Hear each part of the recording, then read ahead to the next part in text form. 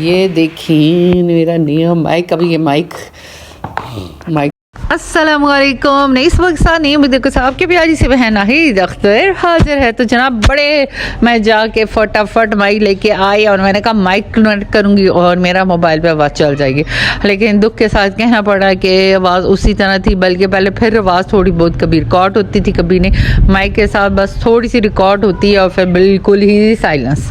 तो मजबूरन अब मुझे कोई मेरे पास चारा नहीं रहा था, बस मैंने इसी तरह वो वॉइस ओवर डाल रही हूँ। तब तक मैं जब बना रही थी मुझे ये नहीं पता था कि मेरी वॉइस रिकॉर्ड नहीं हो रही, और मुझे बड़ी ही दुख हुआ बाद में जब मैंने वीडियोस देखी, मैं एडिट करने लगी। लेकिन मुझे अब क्या हो सकता है।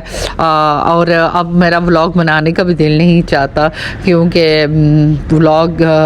माइक के बगैर व्लॉगिंग मुझे आती नहीं है। वॉइस ओवर वाली मैं बनाती नहीं हूँ, मैं हमेशा डायरेक्ट बोल के बनाती हूँ। लेकिन ये कि अब इसीलिए तो मेरे व्लॉग्स अब इतने देर बाद आते हैं, मेरा बनाने का दिल ही नहीं चाहता।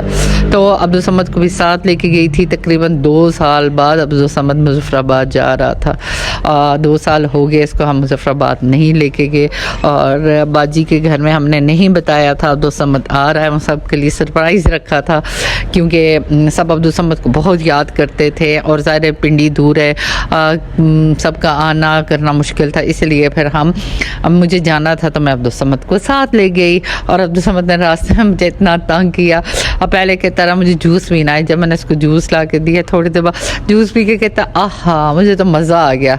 लेकिन थोड़ी देर बाद कहता हाय मुझे कुछ हो रहा है मामा, मुझे कुछ हो रहा है। तो उसको वॉमिटिंग आ रही थी। तो नेक्स्ट डे उसके बाद आके मैंने भाजी के घर पहुँच के कोई व्लॉग नहीं बनाया, सो गई, थकी हुई थी बहुत ज़्यादा। अब्दुल समद को उठा के सफ़र करना बहुत मुश्किल है। और नेक्स्ट टाइम मुझे जाना था बेनज़ीर के ऑफिस, और मैं बड़े मज़े से उठ के व्लॉग बना रही थी माइक लगा के। मुझे लग रहा था कि मेरा व्लॉग बन रहा है।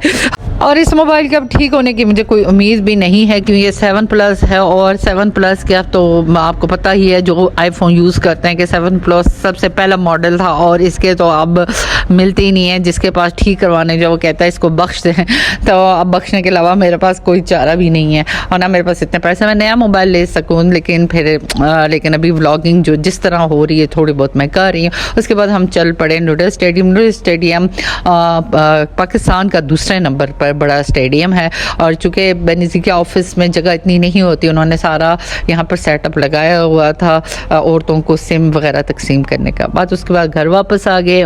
तो अपने व्लॉग को यहीं एंड करती हूँ। अगर आपको मेरा व्लॉग अच्छा लगा लाइक शेयर सब्सक्राइब लाजमी कीजिएगा। कल मिलते नए व्लॉग के साथ। अल्लाह हाफिज़।